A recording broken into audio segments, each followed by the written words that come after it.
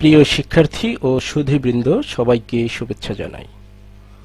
প্রতিযোগিতামূলক পরীক্ষার প্রস্তুতি নিয়ে অর্থাৎ বিসিএস সহ বিভিন্ন চাকরির পরীক্ষা এবং বিশ্ববিদ্যালয় ভর্তি পরীক্ষার বাংলা বিষয়ের প্রস্তুতি নিয়ে আমাদের এই আলোচনা। আজ আমরা কথা বলবো খুবই গুরুত্বপূর্ণ একটি টপিক, ধ্বনি ও বর্ণ নিয়ে। একই সাথে কথা বলবো ধ্বনি ও বর্ণ সংশ্লিষ্ট আরও দুটি বিষয়, বাকযন্ত্র এবং অক্ষর নিয়ে। একই সাথে বাকযন্ত্র, ধ্বনি, বর্ণ ও অক্ষর এই চারটি টপিক থেকে বিভিন্ন প্রতিযোগিতামূলক পরীক্ষায় বারবার আসে এমন কিছু গুরুত্বপূর্ণ প্রশ্ন ব্যাখ্যা সহ বিশ্লেষণ করার চেষ্টা করব। তাহলে কথা না বাড়িয়ে আলোচনায় প্রবেশ করা যাক। শুরুতেই আমরা যে অনুষঙ্গটি নিয়ে কথা বলবো সেটা হচ্ছে বাকযন্ত্র। বাকযন্ত্র আসলে কি? সহজ ভাষায় আমরা যদি এর একটা সংজ্ঞা দাঁড় করাতে চাই, তাহলে আমরা যখন কথা বলি, কথা বলার সময় বিভিন্ন ধ্বনি বা আওয়াজ করি।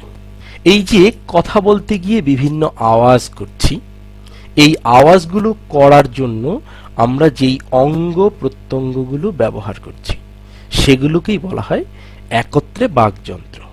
বাক এবং যন্ত্র এই দুইটা শব্দ একত্র হয়ে হয়েছে বাকযন্ত্র। অর্থাৎ বাক মানে কথা, কথা বলার সাথে যুক্ত যে যন্ত্র, অথবা অন্য ভাষায় বলতে পারি কথা বলার যন্ত্র। তাহলে আমরা যদি সহজ করে বলি, কথা বলার জন্য আমরা যেই যন্ত্র ব্যবহার করি সেটাই হচ্ছে বাকযন্ত্র। একটা যন্ত্রে কি থাকে? অনেক উপাদান থাকে, অনেক অনুষঙ্গ থাকে, অনেক কিছু যুক্ত থাকে। তা আমাদের এই যে মানুষের যে শরীর, এই শরীরের যেই কথা বলার যন্ত্রটা রয়েছে, এই যন্ত্রেরও কি আছে? অনেকগুলো পার্টসপত্র আছে। এই যে আমি কথা বলছি, এই কথা বলার ক্ষেত্রে যেই অঙ্গ প্রত্যঙ্গগুলো ব্যবহার করছি, এই অঙ্গ প্রত্যঙ্গগুলোকে একত্রে বলা হয় বাকযন্ত্র বা কথা বলার যন্ত্র। তাহলে আমাদের কিভাবে মনে রাখতে হবে? মনে রাখতে হবে কথা বলার যন্ত্র, বাকযন্ত্র। এই যে কথা বলার যন্ত্র, এই কথাটা বলছি কেবল মনে রাখার জন্য। কিন্তু আমরা যদি একটু মার্জিত ভাষায় বলি, বইয়ের ভাষায় বলি, তাহলে কথা বলা বা ধ্বনি উচ্চারণে ব্যবহৃত অঙ্গ প্রত্যঙ্গগুলোকে একত্রে কি বলে? বাকযন্ত্র বলে। আমরা যখন কথা বলি তখন আসলে কি করি? বিভিন্ন রকমের আওয়াজ করি। চিত্রটা লক্ষ্য করা যাক। এই চিত্রটা আমি মাধ্যমিক শ্রেণীর বই থেকে নিয়েছি। আমরা যখন কথা বলি তখন এই যে ফুসফুস, আমাদের যে অংশটা রয়েছে শরীরের, এই ফুসফুস থেকে বাতাস নির্গত হয়, অর্থাৎ ফুসফুস বাতাস উৎপাদন করে। এই যে বাতাসটা, এই বাতাসটাকে ফুসফুস শ্বাসনালী বা কণ্ঠনালীর মাধ্যমে কি করে? উপরের দিকে পাঠায়।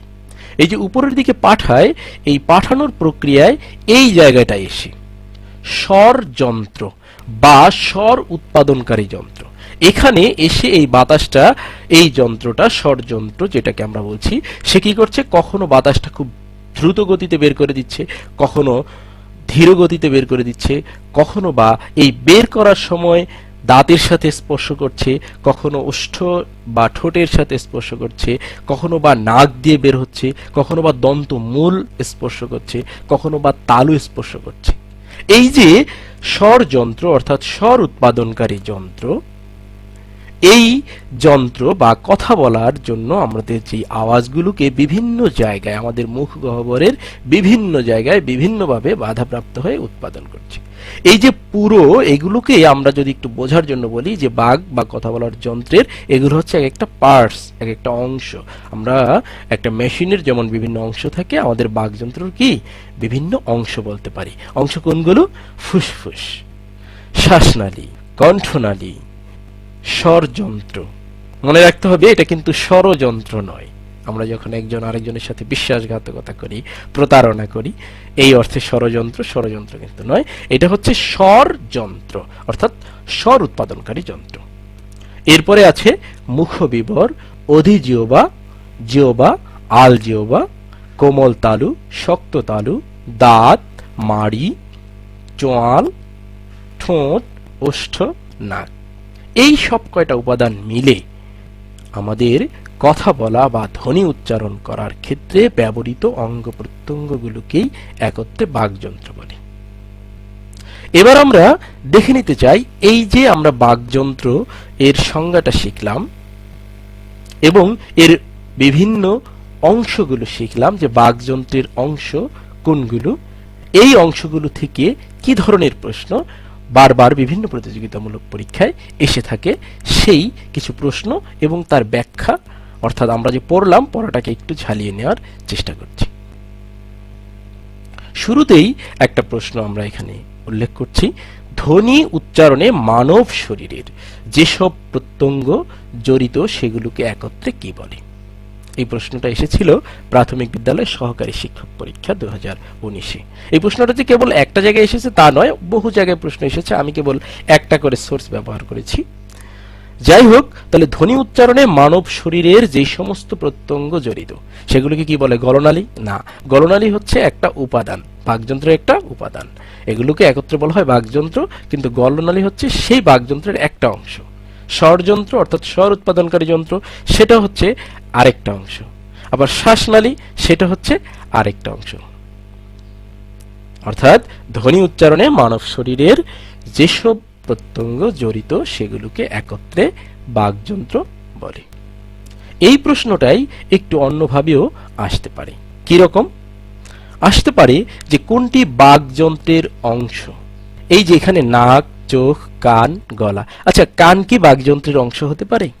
না, কারণ আমরা যেই আওয়াজ তৈরি করছি, ধ্বনি উচ্চারণ করছি, এই উচ্চারণ করার ক্ষেত্রে কান কোনোভাবে সহায়তা করছে না। চোখ করছে? না, চোখও করছে না। গলা করছে? গলাও কিন্তু করছে না, গলনালী করছে। আমাদের মনে রাখতে হবে। তাহলে নাক কিন্তু করছে। আমরা যখন নাসিক্য ধ্বনিগুলো উচ্চারণ করি তখন নাক দিয়ে কি হয়? বাতাস বের হয়। তাহলে এর সঠিক উত্তর কোনটা হবে? নাক। গলা কিন্তু দেয়া যাবে না, কারণ গলা বলতে পুরো অংশটা, আমাদের বাইরের যে অবয়ব এটাকে কিন্তু গলা বলে, ভেতরে যেটা সেটা হচ্ছে কি? গলনালী বা শ্বাসনালী, যেটা নিয়ে আমরা কথা বলেছিলাম। তাহলে সঠিক উত্তর হবে নাক। এই প্রশ্নটাই অন্যভাবে আসতে পারে। একটু আগে আসলো কোনটা বাকযন্ত্রের অংশ, এবার আমরা যদি দেখি যে কোনটা বাকযন্ত্রের অংশ নয়, তাহলে বাকযন্ত্রের অংশগুলো কিন্তু আমাদের খুব ভালোভাবে একটু দেখে নিতে হবে। তাহলে কোনটা অংশ নয়? ওষ্ঠ। ওষ্ঠ দিয়ে কিন্তু আমরা কথা বলি, এটা বাকযন্ত্রের অংশ।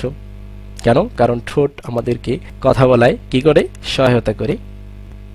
জিহ্বা, জিহ্বাও সহায়তা করে। আমাদের নাক, একটু আগের প্রশ্নেই দেখলাম যে নাকও সহায়তা করে। কিন্তু করটি অর্থাৎ মাথার খুলি, মাথার খুলি কি আমাদেরকে কোনোভাবে ধ্বনি উচ্চারণ করতে বা কথা বলতে সহায়তা করে? না। তাহলে উত্তর কি হবে? করটি।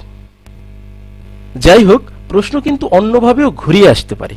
কিভাবে ঘুরিয়ে আসতে পারে একটু লক্ষ্য করা যাক। পরের প্রশ্নটা খেয়াল করা যাক। ধ্বনি প্রত্যঙ্গ নয়, আসলে জানতে চাওয়া হচ্ছে কোনটি বাকযন্ত্রের অংশ নয়। তাহলে ধ্বনি প্রত্যঙ্গ বলতে কি বোঝানো হয়েছে? ধ্বনি উৎপাদনকারী প্রত্যঙ্গ, আমাদের শরীরের যেই অঙ্গ প্রত্যঙ্গগুলো কি করছে? ধ্বনি উৎপাদন করছে, এগুলোকে আমরা একত্রে বলছি বাকযন্ত্র। তাহলে বাকযন্ত্রের অংশ নয় কোনটি? আসলে প্রশ্ন কিন্তু এটা। তাহলে এখানেও উত্তর কি হবে? কান কি নয়? ধ্বনি উৎপাদনকারী প্রত্যঙ্গ নয়। যাই হোক, দ্বিতীয় পর্যায়ে আমি যে বিষয়টি নিয়ে কথা বলতে চাই সেটা হচ্ছে ধ্বনি, সাউন্ড। ধ্বনি আসলে কি? ধ্বনি হচ্ছে এই যে বাকযন্ত্র, এই বাকযন্ত্র এর মাধ্যমে আমরা যে আওয়াজটা সৃষ্টি করছি, এই আওয়াজটাই হচ্ছে ধ্বনি। সহজে কি বলা যায়? বলা যায় বাকযন্ত্রের মাধ্যমে সৃষ্ট আওয়াজ হচ্ছে ধ্বনি। এখন আমাদের যে ব্যাকরণ, ব্যাকরণ বলছে যে কোনো আওয়াজ যদি তুমি করো, যা খুশি তাই আওয়াজ করলে, সব আওয়াজ কিন্তু ধ্বনি হওয়ার মর্যাদা রাখে না। ধ্বনি হওয়ার মর্যাদা রাখে বোধগম্য আওয়াজ। কোন ধরনের আওয়াজ? বোধগম্য। অর্থাৎ আমি যে আওয়াজটা তৈরি করছি বাকযন্ত্রের মাধ্যমে, এই আওয়াজটা বোধগম্য হতে হবে। তাহলে আরো সুন্দরভাবে আমরা যদি বলি, আমাদের মুখ নিঃসৃত বা বাকযন্ত্রের মাধ্যমে সৃষ্ট বোধগম্য আওয়াজ হচ্ছে ধ্বনি। এবার যদি আমরা একটু চিন্তা করি, আমরা যখন ভাষা ব্যবহার করি, মনের ভাব প্রকাশ করি, তখন যা কিছু এই ভাষায় আমি ব্যবহার করছি তার মূলে কি রয়েছে? এই আওয়াজ, যেটা আমাদের বাকযন্ত্রের মাধ্যমে সৃষ্টি হচ্ছে। যেটা আমাদের মুখ নিঃসৃত, আমাদের মুখ দিয়ে বের হওয়া যে আওয়াজ, তাহলে এই আওয়াজটাকে দিয়েই কি ভাষা। তাহলে আওয়াজটা হচ্ছে একদম বেসিক বা মূল। তাহলে ভাষার মূল উপাদান কি হতে পারে? ভাষার মূল উপাদান হচ্ছে এই ধ্বনি বা আওয়াজ। ঠিক আছে? এবং একই সাথে প্রশ্নটাকে যদি অন্যভাবে করা হয় যে ভাষার সবচেয়ে ছোট মানে ক্ষুদ্রতম একক ইউনিট কি, সেটাও কিন্তু এই ধ্বনি। তাহলে আমাদের ধ্বনি সংক্রান্ত তিনটা প্রসঙ্গ আমাদের মনে রাখতে হবে। এক নম্বর হচ্ছে বাকযন্ত্রের মাধ্যমে সৃষ্ট বোধগম্য আওয়াজ হচ্ছে ধ্বনি, এবং এই ধ্বনি হচ্ছে ভাষার মূল উপাদান বা ক্ষুদ্রতম একক। আমাদের এই আলোচনার পরে আমরা ধ্বনি বিষয়ক আরো দু একটা তথ্য একটু জেনে নিতে চাই, যেগুলো বারবার বিভিন্ন প্রতিযোগিতামূলক পরীক্ষায় এসে থাকে। ধ্বনির মৌলিক অংশ বা ক্ষুদ্রতম একককে বলা হয় ধ্বনি মূল। ব্যাপারটা খুবই সহজ। আমরা যদি এই শব্দটার দিকে তাকাই তাহলে বুঝতে পারবো ধ্বনি মূল, তার মানে ধ্বনির মূল অংশ। তাহলে ধ্বনির মূল অংশ, মৌলিক অংশ বা ক্ষুদ্রতম অংশ, এটা কি? ধ্বনিমূল। এবং ধ্বনিমূলের ইংরেজি পরিভাষা, এটা কিন্তু বারবার পরীক্ষায় আসে, ইংরেজি পরিভাষা কি? ফোনেম। ধ্বনিমূলের ইংরেজি কি? ফোনেম। তাহলে ধ্বনির মৌলিক অংশ, অর্থাৎ একটা ধ্বনিকে আমরা যদি ভাঙি, তাহলে ভাঙতে ভাঙতে আর যখন ভাঙা যায় না, একদম মূলে যেটা থাকে, একদম ক্ষুদ্রতম যেটা, সেটা হচ্ছে ধ্বনিমূল। এবং ব্যাকরণের যে শাখা, আমরা ব্যাকরণের বিভিন্ন শাখায় বিভিন্ন বিষয় নিয়ে আলোচনা করা হয়, যেই শাখায় ধ্বনি নিয়ে আলোচনা করা হয় সেটাকে কি বলা হয়? ধ্বনি তত্ত্ব। অর্থাৎ ধ্বনি বিষয়ক আলোচনা যে শাখায় হয় সেটাকে বলা হয় ধ্বনি তত্ত্ব। এবং ধ্বনি তত্ত্বের ইংরেজি পরিভাষা হচ্ছে ফনোলজি। ইংরেজি পরিভাষা কি? ফনোলজি। আমাদের মনে রাখতে হবে ধ্বনি তত্ত্বের ইংরেজি পরিভাষা হচ্ছে ফনোলজি। আশা করি আমরা সবাই স্পষ্টভাবে বুঝতে পেরেছি। এখন এই ধ্বনি বিষয়ক কি ধরনের প্রশ্ন আমাদের বিভিন্ন প্রতিযোগিতামূলক পরীক্ষায় আসে, দুই একটা একটু আমরা অনুশীলন করি, তাহলে আমাদের এই পড়াটা আরো স্থায়ী হবে। শুরুতে যেই প্রশ্নটি, এটি একটি বিসিএস পরীক্ষার প্রশ্ন, আরো অনেক পরীক্ষায় প্রশ্নটি এসেছে, আমি কেবল একটা সোর্স ব্যবহার করছি। বলছে ভাষার মূল উপাদান কি? তাহলে ভাষার মূল উপাদান কি হবে? একটা ভাষায় আমরা যা যা ব্যবহার করছি, আমরা যদি বর্ণ বলি, শব্দ বলি, বাক্য বলি, ধ্বনি বলি, তাহলে সব থেকে মূলে কি রয়েছে? মৌলিক উপাদান কোনটি? ধ্বনি। সুতরাং এই প্রশ্নের উত্তর তাহলে কি হবে? ভাষার মূল উপাদান ধ্বনি। এই প্রশ্নটা কিন্তু অন্যভাবে আসতে পারে, আমি আলোচনা করার সময় বলেছিলাম কিভাবে আসতে পারে। ভাষার ক্ষুদ্রতম একক কোনটি? তাহলে এর উত্তর কি হবে? ধ্বনি। ধ্বনিতত্ত্ব বিষয়ক আরেকটি প্রশ্ন হচ্ছে ফোনেম শব্দের অর্থ কি? আমি একটু আগেই আমরা আলোচনা করেছিলাম ফোনেম শব্দের অর্থ কি? ধ্বনি মূল। কারণ ধ্বনির মূল অংশকে বলা হয় কি? ফোনেম, বা ধ্বনির মৌলিক অংশ অথবা ধ্বনির ক্ষুদ্রতম অংশকে বলা হয় ফোনেম। ধ্বনি বিষয়ক আরো একটি গুরুত্বপূর্ণ প্রশ্ন হচ্ছে ফনোলজি শব্দের অর্থ কি? তাহলে আমরা একটু আগে আলোচনা করলাম ফনোলজি মানে হচ্ছে ধ্বনি তত্ত্ব, অন্য কোনোটা কিন্তু এখানে হবে না। আশা করি আমাদের কাছে এই বিষয়টা স্পষ্ট হলো, ধ্বনি এবং ধ্বনি বিষয়ক গুরুত্বপূর্ণ অনুষঙ্গগুলো। আলোচনার তৃতীয় ধাপে আমরা কথা বলতে চাই বর্ণ নিয়ে। বর্ণ বা লেটার কি জিনিস? একটু আগে আমরা যে বিষয়টা শিখলাম ধ্বনি, এই ধ্বনিটা যখন প্রতীক বা লেখা হয়, ধ্বনির লিখিত রূপ হচ্ছে বর্ণ। সংক্ষেপে ধ্বনির লিখিত রূপ হচ্ছে বর্ণ। অর্থাৎ আমি যা উচ্চারণ করছি ধ্বনিটা তো দেখা যায় না, তখন এটাকে আমি লেখার ভাষায় ব্যবহার করতে চাই। তখন এই যে লিখতে গিয়ে আমি যে প্রতীক বা চিহ্নটা ব্যবহার করি, এই চিহ্নটাকেই কি বলা হয়? বর্ণ। তাহলে আমরা একটু ব্যাকরণের ভাষা যদি ব্যবহার করি, বাক প্রত্যঙ্গ জাত ধ্বনি নির্দেশক প্রতীক বা চিহ্নকে বাংলায় কি বলা হয়? বর্ণ বলা হয়। তাহলে ধ্বনির প্রতীক, ধ্বনি নির্দেশক প্রতীক বা চিহ্নই হচ্ছে বর্ণ। কিরকম? ক, খ, অ, আ। আমি যখন ক বলছি, খ বলছি, অ বলছি, আ বলছি, আমি বলার সময় কি করছি? উচ্চারণ করছি, আওয়াজ করছি, এবং এই আওয়াজটা, এই প্রতীকটাই হচ্ছে কি, এই যে অ দেখতে এই রকম, এই আওয়াজটা যে আমি করছি, আওয়াজটার প্রতীক বা চিহ্ন হচ্ছে এই রকম। এটাই হচ্ছে বর্ণ। বর্ণ বিষয়ক আরো দুই একটি তথ্য আমরা একটু জেনে নিতে চাই। বাংলা ভাষায় সকল বর্ণকে একত্রে করলে কি বলা হয়? একত্রে বর্ণমালা বলা হয়। বর্ণমালার ইংরেজি পরিভাষা কি? অ্যালফাবেট। বাংলা ভাষায় সব মিলিয়ে কয়টা বর্ণ আছে? 50টা বর্ণ। এবং উচ্চারণের রীতি ও প্রবণতা অনুযায়ী এই বর্ণগুলোকে প্রধানত দুই ভাগে ভাগ করা যায়। এক ভাগ হচ্ছে স্বরবর্ণ, অন্য ভাগ হচ্ছে ব্যঞ্জন বর্ণ। এই যে 50টা বর্ণ রয়েছে, এর মধ্যে স্বরবর্ণ হচ্ছে 11টি, ব্যঞ্জন বর্ণ হচ্ছে 39টি। আমি এখানে শুধু এইটুকুই আলোচনা করতে চাই, কারণ স্বরধ্বনি ও স্বরবর্ণ, ব্যঞ্জন ধ্বনি ও ব্যঞ্জন বর্ণ এবং বর্ণমালা নিয়ে বিস্তারিত আলোচনা করব পরবর্তীতে। এই পর্যায়ে আমাদের মূল ফোকাস হচ্ছে বর্ণটা কি। আমরা বর্ণটা আগে জেনে নিলাম। বর্ণটা হচ্ছে ধ্বনি নির্দেশক চিহ্ন বা প্রতীক, এবং সব কয়টা বর্ণকে একত্রে বলা হয় বর্ণমালা। বর্ণমালার ইংরেজি পরিভাষা হচ্ছে অ্যালফাবেট, এবং যার বাংলা পরিভাষা হচ্ছে বর্ণমালা। বাংলা ভাষায় 50টা বর্ণ রয়েছে এবং এই বর্ণগুলোকে দুই ভাগে ভাগ করা হয়। একটা হচ্ছে স্বরবর্ণ, স্বরবর্ণের সংখ্যা হচ্ছে 11টি, আরেকটা হচ্ছে ব্যঞ্জন বর্ণ, ব্যঞ্জন বর্ণের সংখ্যা হচ্ছে 39টি। আমাদের বর্ণ বিষয়ক যেই প্রশ্নগুলো বারবার পরীক্ষায় আসে, এই ধরনের দু একটি প্রশ্ন এই পর্যায়ে আমরা দেখে নিতে চাই। শুরুতেই আমি যে প্রশ্নটি উপস্থাপন করেছি সেটা একটি বিসিএস পরীক্ষার প্রশ্ন। প্রশ্নটা হচ্ছে বর্ণ হচ্ছে কি? আমরা অনেকেই মনে হতে পারে যে বর্ণ নিয়ে বিসিএস এর মতো পরীক্ষা প্রশ্ন আসতে পারে বা বিভিন্ন প্রতিযোগিতামূলক পরীক্ষা প্রশ্ন আসতে পারে। হ্যাঁ, কারণ আমাদের অপশনগুলো অনেক বেশি কনফিউজিং। কিরকম? এবার একটু অপশনগুলো দেখা যাক।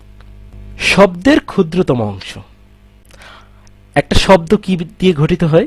আমরা জানি এক বা একাধিক বর্ণ পাশাপাশি মিলে কি হয়, যখন অর্থ প্রকাশ করে তখন তাকে কি বলা হয়? শব্দ বলা হয়। তাহলে শব্দের অংশ কিন্তু বর্ণ। অনেকেই ভুল করে এটা দিয়ে দেবে, কারণ বর্ণের যে ব্যাকরণিক সংজ্ঞার্থ আমরা একটু আগে দেখলাম, সেখানে কিন্তু বলা হয়নি যে শব্দের অংশকে, ক্ষুদ্রতম অংশকে বর্ণ বলে। তার মানে এই অংশটা, এই উত্তরটা হবে না। একসঙ্গে উচ্চারিত ধ্বনিগুচ্ছ, না, এটা হচ্ছে অক্ষর। আমরা এরপরে এটা নিয়ে কথা বলবো।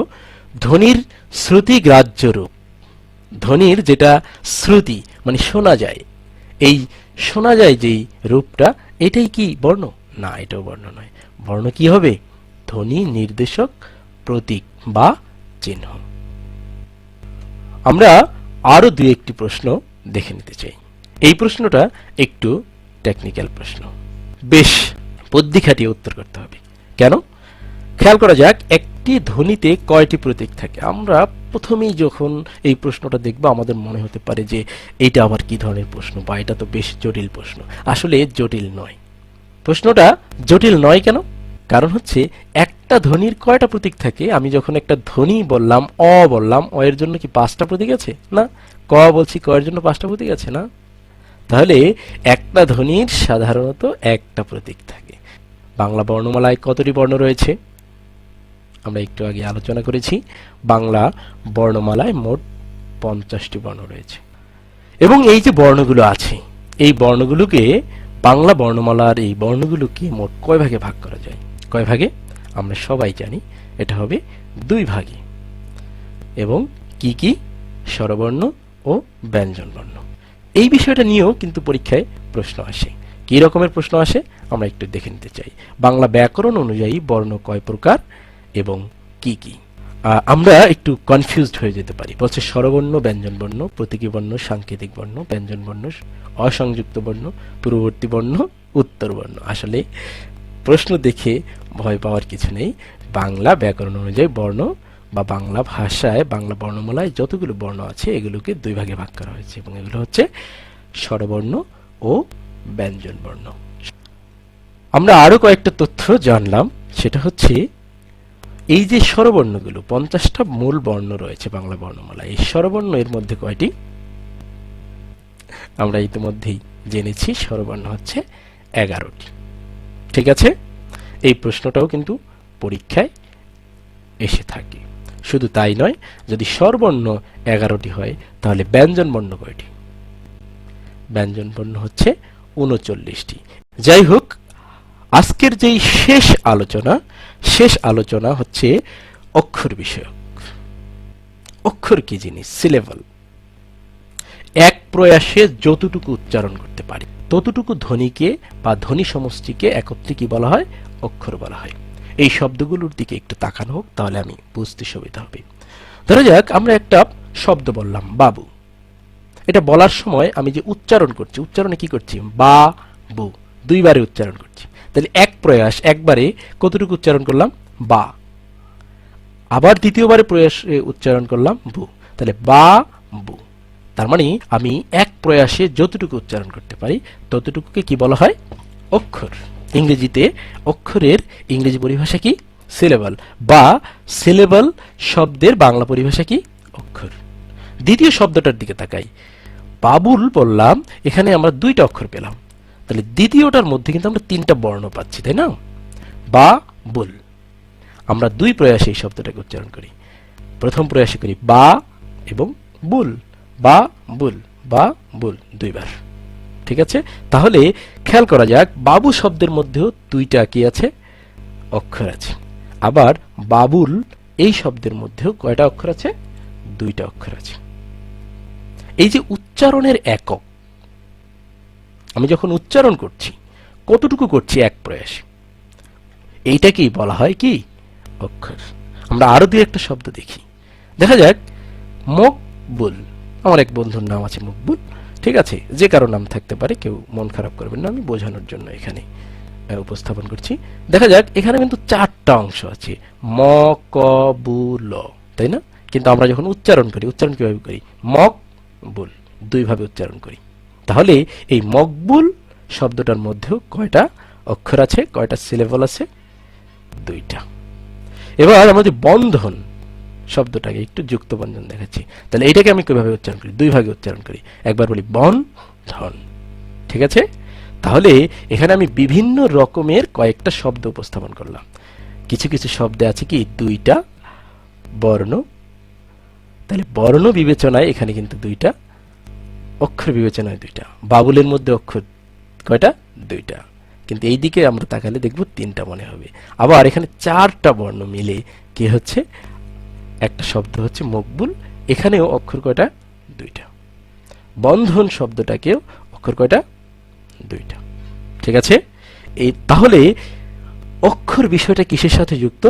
উচ্চারণের সাথে যুক্ত। আমি একবারে কতটুকু উচ্চারণ করতে পারছি ততটুকু কি অক্ষর বলা হয়। ঠিক আছে, আশা করি বিষয়টি আমাদের কাছে ক্লিয়ার হয়েছে। এক প্রয়াসে, অর্থাৎ আমরা যখন কথা বলি, আমরা যখন কোনো শব্দ উচ্চারণ করি, তখন ওই উচ্চারণ করতে গিয়ে একবারে কতটুকু উচ্চারণ করতে পারি ততটুকুকেই বলা হয় অক্ষর। এখন এটা করতে গিয়ে একাধিক বর্ণ কিন্তু চলে আসতে পারে, যে কারণেই মকবুল শব্দের মধ্যে আমরা খেয়াল করব, মকবুল দুইভাবে উচ্চারণ করছি, কিন্তু প্রথমে আছে ম, এরপরে ক, এরপরে বয়ের সুকার, এরপরে ল, কিন্তু আমরা কিন্তু ভেঙে ভেঙে উচ্চারণ করি না। আমরা কিভাবে করি? মকবুল, দুইভাবে। আশা করি আমাদের কাছে বিষয়টা স্পষ্ট হলো। তাহলে এই অক্ষর কিন্তু বর্ণ নয়, মনে রাখতে হবে। আমরা ছোটবেলায় অনেকে ভুল করে হয়তো এটা শিখেছি যে ক একটি অক্ষর, খ একটি অক্ষর। না, খ একটি বর্ণ, ক একটি বর্ণ। অক্ষর বিষয়টা সম্পূর্ণরূপে উচ্চারণের সাথে যুক্ত, মনে রাখতে হবে। সুতরাং উচ্চারণের একক, উচ্চারণ করলে সবচেয়ে ছোট একক, ইউনিট, ক্ষুদ্রতম অংশ কি? অক্ষর। তাহলে এই প্রশ্নটা কিন্তু পরীক্ষায় আসে, উচ্চারণের একক কি? অক্ষর। যাই হোক, আমরা এই অক্ষর বিষয়ক কিছু প্রশ্ন বা সিলেবল বিষয়ক কিছু প্রশ্ন আমরা একটু দেখে নিতে চাই। শুরুতেই যে প্রশ্নটা উপস্থাপন, প্রশ্নটা একদম অক্ষরের সংজ্ঞাটাই জানতে চাওয়া হয়েছে। এক প্রয়াসে উচ্চারিত ধ্বনি বা ধ্বনি সমষ্টিকে কি বলে? আমরা জেনে গেলাম, এক প্রয়াসে আমরা যতটুকু উচ্চারণ করতে পারি ততটুকু কি বলা হয়? অক্ষর। আমরা আরো দুই একটা প্রশ্ন একটু দেখতে চাই। উচ্চারণের একককে কি বলে? উচ্চারণের একক, অর্থাৎ আমাদের উচ্চারণের সবচেয়ে ছোট অংশ, ইউনিট, একক কি? অক্ষর। আমরা আরো দুই একটা প্রশ্ন দেখে নিতে চাই। বিসিএস পরীক্ষায় একটা প্রশ্ন এসেছিল, এই ধরনের বিভিন্ন প্রতিযোগিতামূলক পরীক্ষা, ভর্তি পরীক্ষা, চাকরি পরীক্ষা, এই ধরনের প্রশ্ন প্রায়শই আসে। কোনো একটা শব্দ দিয়ে বলে যে এটার মধ্যে কয়টা অক্ষর রয়েছে, অথবা এটার অক্ষর বিন্যাস কি।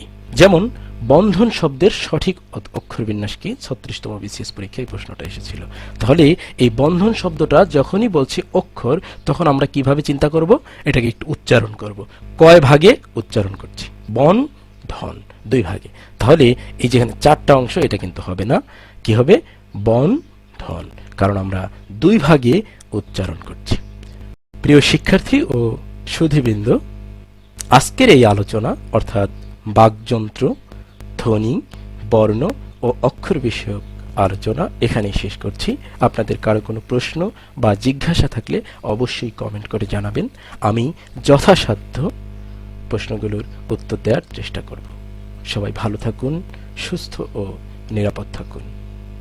ধন্যবাদ।